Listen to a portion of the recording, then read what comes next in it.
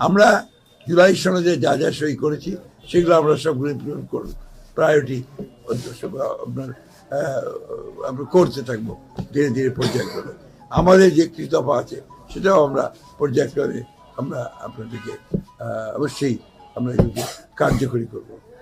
আপনারা দেখুন, এই জামাত বেশি আসন পেয়েছে রংপুর বিভাগে, এটা বিভিন্ন কারণ আছে রংপুর বিভাগ, কিন্তু গ্রেটার দিনাজপুর ডিস্ট্রিক্টে কিন্তু জামাত একটাও সিট পায়নি। তাহলেই বুঝবেন যে গ্রেটার দিনাজপুর ডিস্ট্রিক্ট যে পার্ট অফ, এখানে আপনার একটা দুটা তিনটা বড় জেলা, তাই না? আসন হচ্ছে আপনার 11টা, সে 11টা আসন কিন্তু বিএনপি নিয়ে গেছে।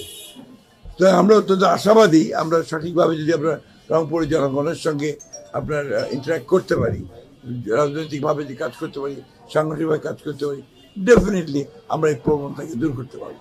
অবশ্যই আমাদের কাছে এটা একটা বড় দুঃখ যে দেশনেত্রী বেগম খালেদা জিয়া থাকলে তার নেতৃত্বে এটা আরো বড় হতে পারত।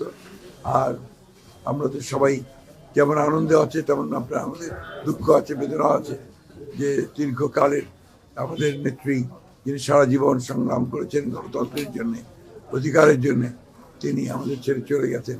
এটা তো আমাদের দুঃখের ব্যাপার বটে।